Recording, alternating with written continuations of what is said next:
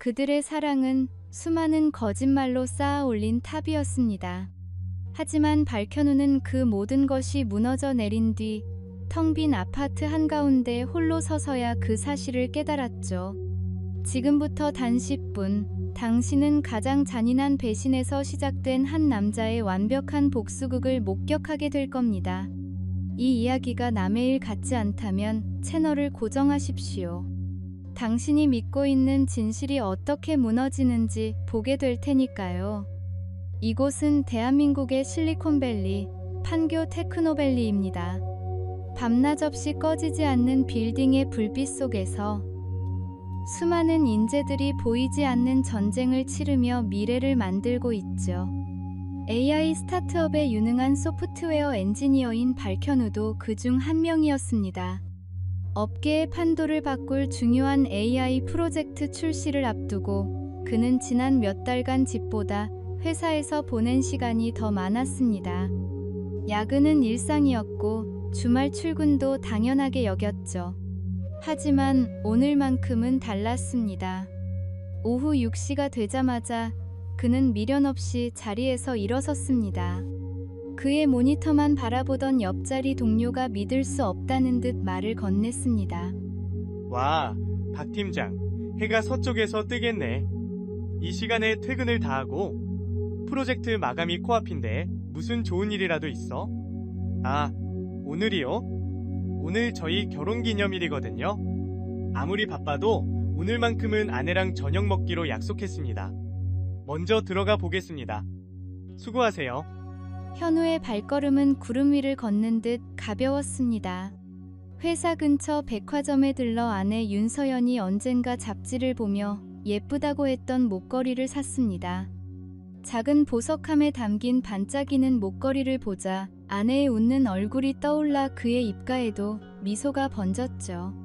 그녀를 닮은 화사한 꽃다발까지 한 알음 안고 아파트 도어록을 누를 때까지 그의 설렘은 최고조에 달했습니다.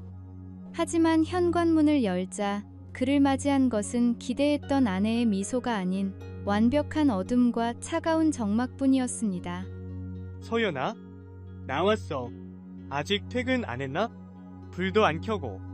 거실 불을 켜자 집안은 먼지 하나 없이 깨끗하게 정돈되어 있었지만 이상하리만치 사람의 온기가 느껴지지 않았습니다. 싸늘한 공기에 불안감이 엄습할 무렵 현우가 아내에게 전화를 걸려던 순간 휴대폰 액정에 메시지 하나가 떠올랐습니다. 아내 윤서연에게서 온 문자였죠. 마치 귓가에 그녀의 목소리가 들리는 듯 했습니다. 미안해 오빠. 회사에 갑자기 급한 일이 터졌어. 오늘 좀 많이 늦을 것 같아. 먼저 저녁 먹고 있어. 정말 미안해. 현우는 깊은 한숨을 내쉬었습니다. 온종일 기대했던 특별한 저녁이 물거품이 되었다는 생각에 서운한 마음이 물밀듯이 밀려왔지만 그는 애써 마음을 다잡았습니다. 바쁜 아내를 이해해야 한다고 스스로를 다독였죠. 그는 최고급 레스토랑에서 포장해온 음식들을 식탁 위에 정성껏 차렸습니다. 와인잔 2개를 나란히 놓고 꽃다발은 화병에 꽂아두었죠. 혼자서라도 아내를 기다리며 조촐한 기념일을 보내기로 마음먹었습니다. 아내의 말을 그는 조금도 의심하지 않았습니다. 그는 전혀 알지 못했습니다. 그것이 아내가 이 집에서 그에게 하는 마지막 거짓말이 될 줄은. 결혼기념일 밤 아내의 마지막 거짓말을 굳게 믿었던 현우의 신뢰는 그날 이후 얼마 지나지 않아 서서히 금이 가기 시작했습니다. 단단해 보였던 그들의 관계에 첫 번째 균열이 생긴 것이죠. 그날 이후 아내 윤서연은 눈에 띄게 달라졌습니다. 귀가 시간은 점점 더 늦어졌고 주말에도 동창회나 회사 모임 혹은 새로 생긴 취미 활동 등 각종 핑계를 대며 밖으로 나도는 날이 잦아졌습니다. 집에 있을 때조차 그녀의 손에서는 휴대폰이 떠나질 않았죠. 예전에는 현우와 눈을 맞추며 종일 있었던 일들을 제잘거리던 그녀였지만 이제는 소파에 누워 휴대폰 화면만 들여다볼 뿐이었습니다. 누군가와 계속 메시지를 주고받는지 화면을 보며 혼자 희미한 미소를 짓다가도 현우가 다가가면 화들짝 놀라며 휴대폰을 뒤집는 모습에 현우의 마음속에는 차가운 불안감이 싹트기 시작했습니다. 향수 취향이 바뀌었고 평소 입지 않던 과감한 스타일의 옷들이 옷장에 하나둘 늘어나는 것도 그의 불안을 부채질했습니다. 어느 늦은 저녁, 쌓여가는 어색한 침묵을 더 이상 참지 못한 현우가 조심스럽게 말을 꺼냈습니다. 서연아, 우리 얘기 좀 해. 당신 요즘 많이 힘들어 보여. 회사에서 무슨 일 있어? 스트레스 받는 일이라도 있는 거야? 현우의 걱정스러운 목소리에도 서연은 휴대폰에서 눈을 떼지 않았습니다. 잠시 정적이 흐른 뒤 차갑고 건조한 대답만이 돌아왔죠. 아니, 별일 없어. 별일 없는데 왜 그래? 당신 예전이랑 너무 달라졌어. 우리 사이에 벽이 생긴 것 같아. 나한테 뭐 숨기는 거라도 있는 거야? 우리가 약속했잖아. 무슨 일이든 서로에게 솔직하기로. 그제야 서연은 고개를 들었습니다. 하지만 그녀의 눈빛에는 고마움 대신 날카로운 경계심과 짜증이 가득했습니다. 마치 귀찮은 방해꾼을 쳐다보는 듯한 눈빛이었습니다. 오빠가 뭘 아는데? 매일 회사에만 처박혀서 일만 하는 사람이 내 속을 어떻게 알아? 나도 내 인생이 있고 내 사회생활이 있는 거야. 오빠는 그냥 오빠 일만 신경 써? 피곤하니까 그만 좀 해? 나는 그냥 당신이 걱정돼서 우리가 예전처럼 다시 행복했으면 해서 그러는 거야. 걱정? 이게 걱정하는 사람의 태도야? 날 믿지 못하고 계속 의심하고 추궁하는 거잖아. 됐어. 더 이상 얘기하고 싶지 않아. 서연은 그대로 일어나 침실로 들어가 버렸습니다. 그리고 문을 잠그는 소리가 철컥하고 현우의 가슴에 비수처럼 밝혔습니다. 부부 사이에 잠겨버린 문.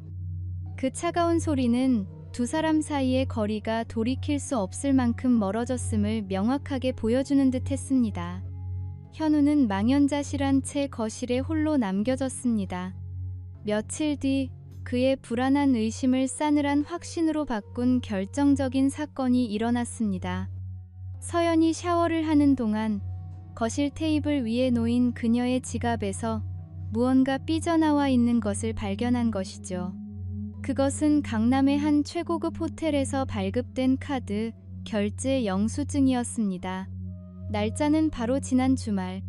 서연이 대학 동기들과 지방으로 1박 2일 여행을 다녀온다고 했던 바로 그날이었습니다. 현우의 심장이 쿵하고 바닥으로 떨어졌습니다. 그는 떨리는 손으로 영수증을 집어들었습니다. 디럭스 스위트룸, 2인 조식 포함. 선명하게 찍힌 글자들이 그의 눈을 파고들었습니다. 서연이 샤워를 마치고 나오자 그는 애써 목소리의 떨림을 감추며 물었습니다. 서연아, 이거 뭐야? 지난 주말에 친구들이랑 지방 간다면서 왜 강남 호텔 영수증이 당신 지갑에서 나와? 그것도 스위트룸에 2인 조식까지? 서연의 얼굴이 순간 굳어지는가 싶더니 이내 언제 그랬냐는 듯 태연하게 웃으며 대답했습니다. 그녀의 연기는 너무나도 완벽해서 소름이 돋을 정도였습니다. 아, 그거? 우리 회사에서 진행한 마케팅 세미나? 내가 깜빡하고 말을 안 했네. 중요한 외부 강사들을 초빙해서 주말 내내 진행했거든? 거기서 교육받느라 얼마나 피곤했는지 몰라? 정신이 없어서 오빠한테 미리 말을 못했어. 미안. 세미나? 주말 내내 호텔 스위트룸에서? 응. VIP 강사들 의전 때문에 그랬어. 왜? 뭐 문제 있어? 설마 나 의심하는 거야? 지금? 밤낮으로 일만 하던 사람이 갑자기 왜 이래? 오빠야말로 요즘 이상한 거 아니야? 아내를 의심했다는 죄책감과 그녀의 말에 석연치 않음을 느끼는 혼란스러움. 너무나도 당당한 그녀의 태도에 현우는 더 이상 아무 말도 할 수 없었습니다. 하지만 그의 마음속 의심의 씨앗은 이미 걷잡을 수 없이 자라나 거대한 나무가 되어버렸습니다. 그날 밤, 현우는 뜬 눈으로 밤을 지새웠습니다. 침대에 누워 아내의 새근거리는 숨소리를 들으며 머릿속은 온통 그녀의 거짓말과 호텔 영수증에 대한 생각으로 가득 차 일이 손에 잡히지 않았죠. 그는 결국 자리를 박차고 일어나 서재로 향했습니다. 그리고 컴퓨터 앞에 앉아 떨리는 손가락으로 영수증에 적힌 호텔의 이름을 검색창에 입력하기 시작했습니다. 그가 마주하게 될 진실을 과연 그는 감당할 수 있을까요? 컴퓨터 검색창에 호텔 이름을 입력하고 엔터키를 누른 순간 현우의 눈앞에 펼쳐진 것은 기업 세미나와는 전혀 관련 없는 연인들을 위한 로맨틱한 후기들과 화려한 패키지 상품들이었습니다. 심장이 철렁 내려앉는 것을 느끼며 아내의 거짓말을 확신한 그 순간 그의 휴대폰이 요란하게 울렸습니다. 부산지사에서 터진 긴급한 서버 문제로 당장 출장을 가야 한다는 통보였죠. 아내에게 진실을 추궁할 시간도 없이 현우는 무거운 마음으로 부산행 KTX에 몸을 실었습니다. 부산에서의 회의는 긴박하게 돌아갔지만 현우의 정신은 다른 곳에 있었습니다. 중요한 보고가 오가는 와중에도 그는 꺼진 휴대폰 화면만 멍하니 바라보았죠. 혹시나 아내에게서 연락이 오지 않았을까. 그의 마음은 온통 서울의 집에 아내 윤서연에게 향해 있었습니다. 그는 회의 쉬는 시간마다 수십 번이나 아내에게 전화를 걸었지만 돌아오는 것은 차가운 기계음 뿐이었습니다. 고객님께서 전화를 받지 않아 음성사서함으로 연결됩니다. 회의 중인가? 배터리가 없나? 애써 불안감을 누르며 수많은 메시지를 남겼지만 숫자 1은 좀처럼 사라지지 않았습니다. 걷잡을 수 없는 불길한 예감이 그의 온몸을 휘감았습니다. 결국 그는 동료들과 함께 밤을 새워 문제를 해결하고 예정보다 하루 일찍 서울로 향하는 첫 차에 올랐습니다. KTX의 규칙적인 소음이 마치 그의 심장 소리처럼 불안하게 울렸습니다. 창밖으로 스쳐 지나가는 풍경들이 눈에 들어오지 않았습니다. 아닐 거야. 내가 너무 예민한 거겠지. 집에 가면 분명 날 기다리고 있을 거야. 그는 애타게 기도하며 스스로를 위로했습니다. 제발 아무 일도 없기를. 내 끔찍한 예상이 틀렸기를. 마침내 집에 도착한 시간은 늦은 오후였습니다. 며칠 사이 부쩍 수척해진 얼굴로 현관 도어록을 누르는 그의 손이 미세하게 떨렸습니다. 현관문을 열자 그를 맞이한 것은 익숙한 아내의 향기가 아닌 소독약 냄새가 섞인 싸늘한 공기와 귀가 먹먹할 정도의 정적이었습니다. 집안은 어둠에 잠겨 있었고 마치 오랫동안 아무도 살지 않은 빈집처럼 낯설게 느껴졌습니다. 서연아, 나왔어. 어디 있어? 그의 목소리는 텅 빈 공간 속에서 공허하게 흩어졌습니다. 거실불을 켜는 순간 현우는 그 자리에 얼어붙었습니다. 모든 것이 그대로인 듯 했지만 공간을 채우고 있던 삶의 흔적, 즉 그녀의 흔적이 사라져 있었습니다. 늘 소파 옆 테이블에 있던 그녀의 휴대폰 충전기, 그녀가 아끼던 잡지들, 함께 보던 액자 속 사진까지. 현우는 본능적으로 침실로 달려갔습니다. 침실 문을 여는 순간 그는 숨을 쉴 수 없었습니다. 붙박이장 문이 활짝 열려 있었고 그 안은 절반이 텅 비어 있었습니다. 아내의 옷들이 걸려 있던 자리가 마치 폐허처럼 느껴졌습니다. 행거에는 오직 현우의 옷들만이 주인을 잃은 채 휑하게 걸려 있을 뿐이었습니다. 화장대 위에는 그녀가 쓰던 수십 개의 화장품 대신 먼지만이 내려앉아 있었고 욕실에서도 그녀의 칫솔과 샴푸, 모든 것이 증발하듯 사라져 있었습니다. 아니야, 이건 꿈일 거야. 서연아, 윤서연, 어디 있는 거야? 제발 대답 좀 해봐. 그는 미친 사람처럼 집안 구석구석을 뒤지며 아내의 이름을 불렀습니다. 하지만 대답은 없었죠. 바로 그때 텅 빈 식탁 위에 외롭게 놓인 하얀 종이 한 장이 그의 눈에 들어왔습니다. 혹시 그녀가 남긴 편지일까? 마지막 희망을 품고 종이를 집어든 현우의 눈동자가 절망으로 가득 찼습니다. 그것은 애정이 담긴 편지가 아니었습니다. 아내 윤서연의 이름과 며칠 전 혼인신고서에 썼던 것과 똑같은 필체의 서명이 선명하게 적힌 차가운 법률 문서. 바로 이혼 신청 서류였습니다. 다리에 힘이 풀린 현우는 그대로 바닥에 주저앉았습니다. 머릿속이 하얗게 변하며 아무런 생각도 할 수 없었습니다. 배신감, 분노, 슬픔 같은 감정조차 사치였습니다. 그의 세상이 통째로 무너져 내리는 소리가 들리는 듯 했습니다. 한참을 그렇게 앉아있던 그는 마지막 지푸라기라도 잡는 심정으로 서연의 가장 친한 친구에게 전화를 걸었습니다. 하지만 돌아온 대답은 그의 절망을 더욱 깊게 만들 뿐이었습니다. 친구 역시 아무것도 모른다는 듯 놀라며 오히려 그에게 서연의 행방을 묻고 있었습니다. 전화를 끊은 현우는 다시 서연에게 전화를 걸었지만 이번에는 신호음조차 들리지 않았습니다. 전원이 꺼져 있다는 안내 메시지만 이그의 귓가를 잔인하게 맴돌았습니다. 모든 것이 끝났습니다. 현우는 텅 빈 집, 차가운 바닥에 쓰러지듯 누워 천장만 바라보았습니다. 그때 그의 휴대폰이 희미하게 진동했습니다. 결혼기념일 날 그에게 농담을 건넸던 회사 동료의 이름이 액정에 떠 있었습니다. 그 절망의 한가운데서 과거로부터 걸려온 한 통의 전화가 그의 운명을 완전히 다른 방향으로 이끌게 될 줄은 현우 자신도 상상하지 못했습니다.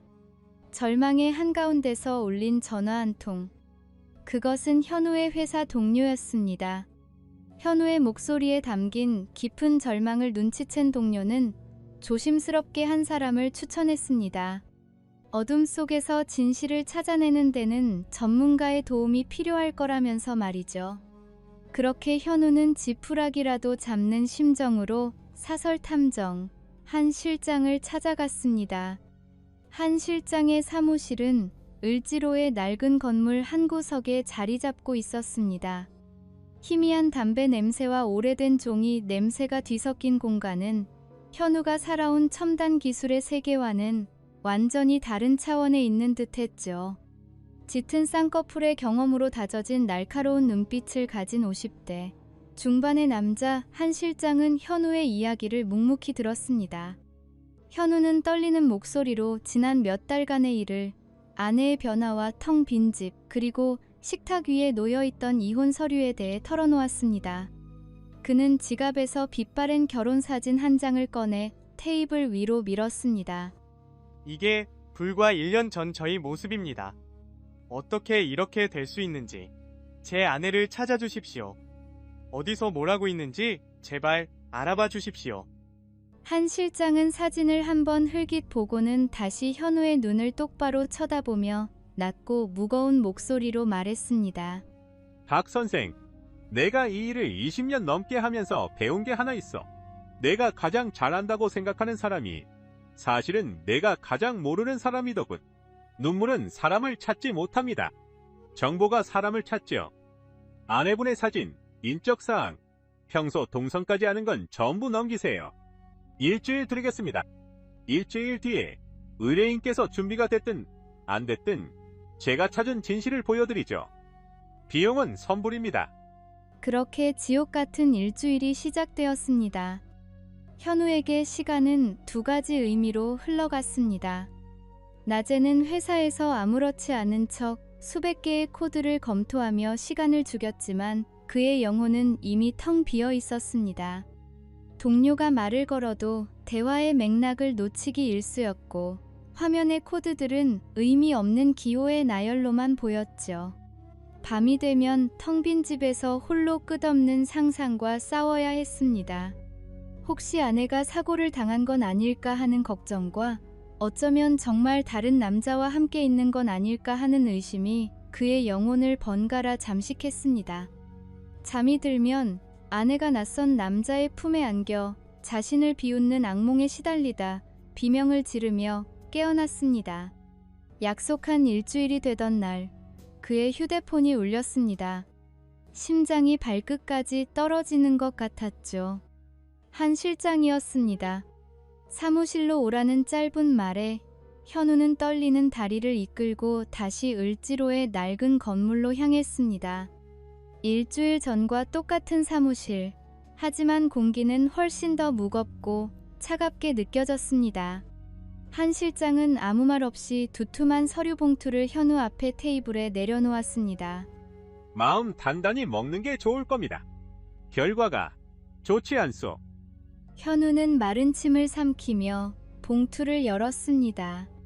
가장 위에 있는 사진을 보는 순간 그의 세상이 다시 한번 무너져 내렸습니다. 활짝 웃고 있는 아내 윤서연, 그리고 그녀의 어깨를 다정하게 감싸 안고 있는 한 남자. 처음에는 흐릿했던 남자의 얼굴이 다음 사진에서 선명하게 드러났습니다. 강태민? 아니, 말도 안 돼. 이 사람이 왜? 강태민. 그는 현우의 스타트업이 사활을 걸고 있는 AI 프로젝트의 가장 강력한 경쟁사 넥스트코어의 총괄 기획이사였습니다. 업계에서 냉철하고 공격적인 사업가로 유명한 남자였죠. 박현우 씨의 아내 윤서연 씨는 한 달 전부터 강태민 이사와 도곡동의 한 고급 오피스텔에서 동거 중입니다. 두 사람이 부부처럼 장을 보고 주말에는 데이트를 즐기는 사진들입니다. 현우는 기계적으로 사진을 넘겼습니다. 함께 마트에서 카트를 끄는 모습, 공원에서 손을 잡고 산책하는 모습, 값비싼 레스토랑에서 와인을 마시는 모습. 사진 속 서연의 얼굴에는 현우와 함께 있을 때는 단 한 번도 보여주지 않았던 행복과 편안함이 가득했습니다. 마치 현우와의 결혼 생활이 지옥이었고 지금이 바로 천국이라는 듯이. 한 실장은 노트북을 돌려 현우에게 짧은 영상을 보여주었습니다. 소리 없는 영상 속에서 서연과 태민은 햇살이 드는 주방에서 함께 요리를 하며 웃고 있었습니다. 현우가 꿈꿨던, 그러나 결코 가져보지 못했던 평온한 일상이었습니다. 한 실장은 여기서 그치지 않고 또 다른 서류철 2개를 나란히 펼쳐 보였습니다. 이게 더 흥미로울 겁니다. 왼쪽은 박현우 씨 회사의 기밀 프로젝트 개발 타임라인, 오른쪽은 경쟁사인 넥스트코어가 최근 발표한 프로젝트 진행 상황입니다. 이상할 정도로 유사한 부분이 많더군요. 예를 들어 박현우 씨 팀이 알고리즘 알파 버전을 완성한 게 5월 10일인데 아내분이 강남 호텔에서 외박한 날이 5월 12일입니다. 그리고 넥스트코어가 거의 동일한 아키텍처의 혁신적 돌파구를 발표한 게 5월 15일이죠. 마치 내부 정보를 미리 알고 있었다는 듯이. 아내의 외도는 단순한 마음의 변심이 아니었습니다. 그것은 현우의 인생 전부를 겨냥한 철저하게 계획된 배신이었습니다. 사랑과 신뢰뿐만 아니라 그의 피와 땀이 담긴 일까지 송두리째 빼앗아간 것이죠. 현우가 충격으로 아무 말도 못하고 있자 한 실장은 작은 녹음기를 꺼내 재생 버튼을 눌렀습니다. 지지직거리는 소음과 함께 너무나도 익숙했던, 그러나 이제는 악마처럼 들리는 목소리가 흘러나왔습니다. 당신 남편, 그 양반은 아직도 회사에서 코딩만 하고 있나? 천재는 천재라더니 세상 물정을 너무 모르더군. 몰라. 컴퓨터랑 대화하는 게 더 편한 사람인걸. 순진하고 재미없는 바보? 하지만 그 바보 덕분에 우리가 이렇게 편하게 사는 거잖아. 안 그래? 이번 프로젝트 핵심 소스만 성공적으로 넘겨주면 우린 이걸로 유럽 가서 살 수 있을 거야. 그는 뭐, 그 정도면 쓸모 있는 거지? 녹음이 끝나자 사무실에는 무거운 정적이 흘렀습니다. 현우의 두 눈에서 뜨거운 눈물이 쉴 새 없이 흘러내렸지만 그의 표정에는 더 이상 슬픔이 남아있지 않았습니다. 슬픔이 있던 자리를 채운 것은 모든 것을 불태워버릴 듯한 차가운 분노와 냉정한 결심이었습니다. 그는 주먹을 꽉 쥔 채 얼음처럼 차가운 목소리로 물었습니다. 전부 얼마입니까? 이 모든 증거들, 사진 한 장, 녹음 파일 하나도 빠짐없이 그들이 훔쳐간 내 행복의 조각들을 전부 다 사는데 얼마가 필요합니까? 그 순간 순진했던 엔지니어 발현우는 죽었습니다. 그리고 그의 자리에는 차가운 복수를 계획하는 한 남자가 태어났습니다. 그는 변호사 사무실로 직행하지 않았습니다. 그에게는 그들 두 사람이 상상조차 하지 못할 훨씬 더 지독하고 완벽한 복수 계획이 필요했기 때문입니다. 복수를 결심한 현우의 눈빛에는 더 이상 슬픔이나 미련이 없었습니다. 그는 탐정 사무실에서 받아온 증거 자료들을 품에 안고 곧장 강남의 한 법무법인으로 향했습니다. 대한민국 최고의 이혼 전문 변호사로 알려진 최수연 변호사를 만나기 위해서였죠. 그녀의 사무실은 한 실장의 사무실과는 정반대로 차가운 유리와 강철로 이루어진 현대적인 공간이었고, 그곳의 모든 것은 철저한 이성과 논리만으로 움직이는 듯 했습니다. 단정하게 머리를 올린 40대 여성 최수연 변호사는 현우가 내민 두툼한 증거 자료들을 놀라울 만큼 침착하고 신속하게 검토했습니다. 사진, 영상, 녹취 파일, 그리고 타임라인까지. 그녀의 눈빛이 전문가의 날카로움으로 빛났습니다. 그녀는 모든 자료를 확인한 후 안경을 벗어 테이블에 내려놓았습니다. 증거는 차고 넘치는군요. 발현우 씨. 이건 우리가 지려야 질 수 없는 싸움입니다. 원하시는 게 이혼뿐이라면 내일이라도 당장 끝내드릴 수 있습니다. 하지만 의뢰인의 눈빛을 보니 원하시는 게 그게 전부가 아닌 것 같군요. 네. 단순한 이혼을 원하는 게 아닙니다. 저는 그 두 사람이 저에게서 훔쳐간 모든 것에 대한 대가를 치르길 바랍니다. 제 시간, 제 신뢰, 제 프로젝트, 그리고 제 인생까지도요. 법이 허용하는 가장 잔인하고 철저한 방식으로요. 좋습니다. 그 단호함, 마음에 드는군요. 그렇다면 우리는 두 개의 전선에서 동시에 싸워야 합니다. 첫째, 아내 윤서연 씨를 상대로는 명백한 유책 사유를 들어 이혼 소송을 제기하고 동시에 막대한 금액의 위자료를 청구할 겁니다. 둘째, 상간남 강태민 씨를 상대로는 혼인 파탄의 주된 책임자로서 별도의 손해배상 청구 소송을 진행해야 하고요. 이 두 가지 소송만으로도 그들의 사회적 평판에 치명타를 입힐 수 있습니다. 좋습니다. 그렇게 진행해 주십시오. 그리고 한 가지가 더 있습니다. 현우는 한 실장이 정리해준 자신의 프로젝트와 경쟁사의 프로젝트 타임라인이 기묘하게 일치하는 자료를 내밀었습니다. 최 변호사의 미간이 살짝 좁혀졌습니다. 산업 스파이 혐의로군요. 이건 단순한 가사소송이 아니라 기업 간의 전쟁으로 번질 수 있는 문제입니다. 심증은 확실하지만 법정에서 효력을 발휘하려면 아내분이 직접적으로 정보 유출에 가담했다는 명백한 물증, 즉 스모킹건이 필요합니다. 이게 없다면 저쪽에서는 단순한 우연의 일치라고 발뺌할 겁니다. 그 증거 제가 찾아오겠습니다. 그날 이후 발현우는 다시 코딩에 몰두했습니다. 하지만 그것은 회사의 프로젝트를 위한 것이 아니었습니다. 오직 자신의 복수를 위한 것이었죠. 그는 텅 빈 집으로 돌아와 밤을 새워가며 아내가 사용하던 구형 노트북과 과거에 함께 사용했던 클라우드 서버의 로그 기록을 파헤치기 시작했습니다. 수만 줄의 데이터 속에서 그는 아내의 디지털 발자국을 끈질기게 추적했습니다. 실패와 좌절이 반복되었지만 그는 포기하지 않았습니다. 그리고 마침내 그는 찾아냈습니다. 그것은 아내가 삭제했다고 믿었던 클라우드 휴지통 속 깊은 곳에 숨겨져 있던 압축 파일이었습니다. 파일의 이름은 단순한 날짜였지만 그 안에는 현우가 개발하던 AI 알고리즘의 핵심 소스 코드 일부가 담겨 있었습니다. 그리고 그 파일이 생성된 직후 강태민의 개인 이메일로 전송된 기록까지 완벽한 증거였습니다. 현우는 아무런 표정 없이 해당 파일을 자신의 USB에 담았습니다. 차가운 금속성 USB가 그의 손안에서 복수의 칼날처럼 느껴졌습니다. 며칠 뒤 법원의 소장은 두 사람의 안식처를 정확하게 타격했습니다. 한낮의 오피스텔에서 달콤한 시간을 보내던 윤서연과 강태민 앞에 법원 집행관이 들이닥쳤습니다. 이혼 소장과 상간남 소송 소장. 두 개의 서류는 그들의 불륜 관계에 내려진 사형 선고나 다름없었습니다. 소문은 IT 업계 익명 커뮤 블라인드를 통해 빛의 속도로 퍼져나갔습니다.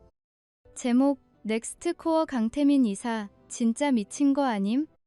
작성자: 익명.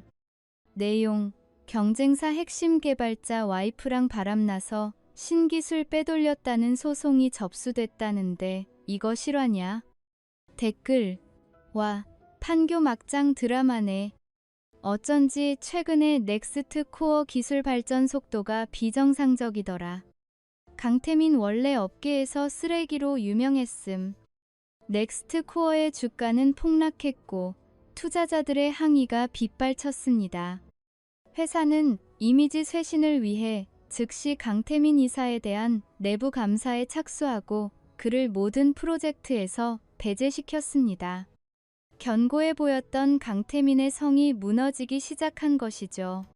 그들의 낙원이었던 고급 오피스텔은 이제 서로를 비난하고 핥히는 지옥으로 변했습니다. 이게 다 당신 때문이야. 완벽하게 처리할 수 있다며? 이제 어떡할 거야? 나보고 이 소송 어떻게 감당하라고? 내 인생, 당신 때문에 다 망했어. 길거리에 나앉게 생겼다고. 내 탓? 시끄러워. 뒤처리 하나 제대로 못해서 이 사단을 만든 게 누군데.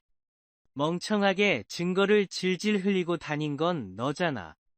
네가 그 남자 노트북에서 파일만 제대로 빼돌렸어도 이렇게 되진 않았어. 뭐라고? 내가 뭘 어쨌다고. 당신이 시키는 대로 다 했잖아. 그 사람 등쳐먹고 기술 빼돌리자고 한 게 누군데. 이제 와서 나한테 다 뒤집어 씌우는 거야? 넌 그냥 이용하기 편한 도구였을 뿐이야. 근데 이제 그 쓸모가 다했네.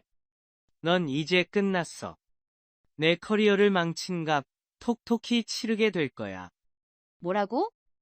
이 개자식. 사랑이라는 이름으로 포장되었던 그들의 욕망은 위기 앞에서 추악한 본색을 드러냈습니다.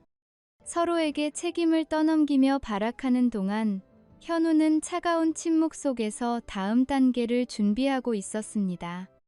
최수연 변호사에게 마지막 증거 파일을 넘겼고 그의 회사 역시 넥스트코어를 상대로 기술 유출에 대한 천문학적인 금액의 손해배상 소송을 준비하기 시작했습니다. 모든 것이 무너져 내린 후에야 윤서연은 자신이 버린 남자를 떠올리기 시작했습니다. 하지만 그 후회가 과연 어떤 의미가 있을까요? 이제 곧 법의 심판대 위에서 그들은 현우가 준비한 진짜 지옥을 마주하게 될 것입니다. 그리고 마침내 심판의 날이 밝았습니다. 법정의 공기는 차갑고 무거웠습니다. 말끔한 검은색 정장을 입은 현우는 굳게 입을 다문 채 조금의 미동도 없이 정면을 응시했습니다. 그의 눈빛에서는 더 이상 지난날의 상처나 슬픔을 찾아볼 수 없었죠. 반면 피고인석에 앉은 윤서연과 강태민은 완전히 다른 모습이었습니다. 몇 달 사이 폭삭 늙어버린 서연은 초점 없는 눈으로 바닥만 내려다보았고 한때 자신감 넘치던 태민은 창백한 얼굴로 애써 주위의 시선을 외면하고 있었습니다. 두 사람은 마치 서로를 모르는 사람처럼 멀찍이 떨어져 앉아 있었죠.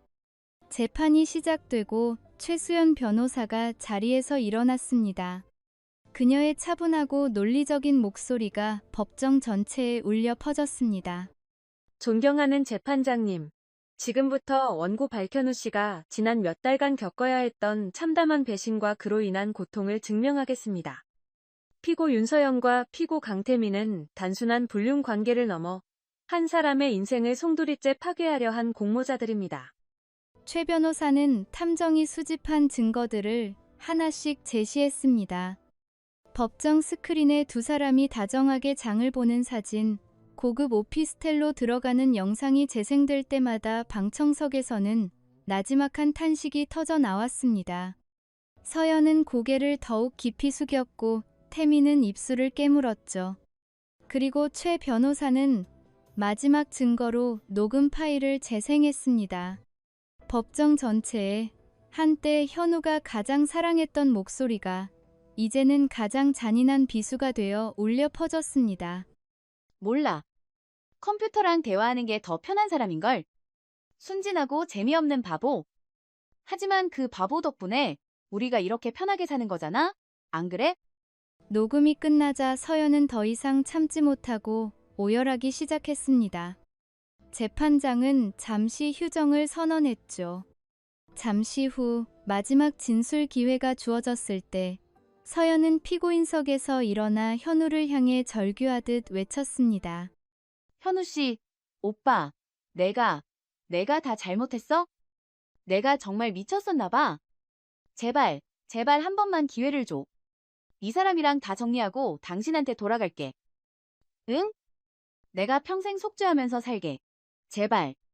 하지만 현우는 그녀를 돌아보지 않았습니다. 그의 시선은 오직 재판장을 향해 있었죠. 그는 자리에서 일어나 모든 감정이 사라진 목소리로 말했습니다. 재판장님, 저는 더 이상 할 말이 없습니다. 그 짧은 한마디는 그 어떤 긴 말보다도 단호한 거절이었습니다. 잠시 후 재판장이 판결문을 읽어내려가기 시작했습니다. 법정 안의 모든 이들이 숨을 죽였습니다. 판결을 선고하겠습니다. 첫째, 원고 박현우와 피고 윤서연은 이혼한다. 둘째, 혼인 파탄의 주된 책임은 피고 윤서연에게 있음을 인정한다. 셋째, 혼인 기간 중 형성된 공동재산은 원고에게 80%, 피고에게 20%로 분할한다. 넷째, 피고 윤서연과 피고 강태민은 연대하여 원고 박현우에게 정신적 손해배상금, 즉 위자료로 금 2억 원을 지급하라. 판결이 내려지는 순간 서연은 다리에 힘이 풀린 듯 그 자리에 주저앉았고 태민은 망연자실한 표정으로 허공을 응시했습니다. 이와는 별개로 태민은 현우의 회사로부터 제기된 기술 유출 관련 손해배상 소송이라는 더 큰 산을 마주해야 했죠. 정의는 실현되었습니다. 하지만 현우의 얼굴에는 기쁨 대신 깊은 피로감만이 서려 있었습니다. 복수는 끝났지만 그의 상처받은 영혼을 치유하는 여정은 이제 막 시작된 것이었으니까요. 법정의 문을 나선 그날 이후 1년이라는 시간이 흘렀습니다. 강산이 변하고 한 남자의 인생도 완전히 변했습니다. 현우는 길고 길었던 법적 다툼을 모두 마무리 지은 후 자신을 갉아먹던 과거의 그림자로부터 벗어나기 위해 과감한 결정을 내렸습니다. 그는 자신에게 깊은 상처와 배신감을 안겨준 회사를 미련 없이 떠났습니다. 그리고 자신과 뜻을 함께하는 옛 동료 몇 명과 함께 작은 스타트업을 창업했죠. 그가 목숨처럼 지켜냈던 바로 그 AI 기술을 기반으로 한 그의 회사는 비록 규모는 작았지만 열정과 신뢰로 가득 찬 공간이었습니다. 그의 회사는 1년 만에 업계의 주목을 받는 다크호스로 떠올랐습니다. 그는 또한 지옥 같았던 기억이 담긴 판교의 아파트를 처분하고 시원한 강바람이 부는 한강 근처의 새 아파트로 이사했습니다. 아침마다 그는 발코니에 앉아 떠오르는 해를 보며 커피를 마셨고 그 햇살은 과거의 어둠을 완전히 밀어내는 듯 했습니다. 주말이면 그는 더 이상 텅 빈 집을 지키지 않았습니다. 대신 등산 동호회 사람들과 함께 땀 흘리며 산에 올랐고 잃어버렸던 웃음을 되찾았습니다. 그날도 현우는 동호회 사람들과 함께 북한산 정상에 올랐습니다. 땀으로 흠뻑 젖은 얼굴이었지만 그의 표정은 그 어느 때보다 평온하고 행복해 보였죠. 발 아래 펼쳐진 서울의 전경을 바라보며 시원한 바람을 맞고 있을 때 함께 산에 오른 동료가 그의 과거에 대해 조심스럽게 물었습니다. 그렇게 힘든 시간을 어떻게 견뎌냈냐는 질문에 현우는 더 이상 과거의 상처에 얽매이지 않았습니다. 그는 먼 곳을 바라보며 옅은 미소를 지었고 마침내 담담하게 대답했습니다. 아주 비싼 수업료를 냈다고 생각합니다. 대신 정말 중요한 걸 배웠죠. 결국 이 인생에서 온전히 믿을 수 있는 사람은 자기 자신밖에 없다는 거요. 타인에게 내 행복의 결정권을 맡기는 순간 모든 것이 무너질 수 있다는 걸 뼈저리게 깨달았습니다.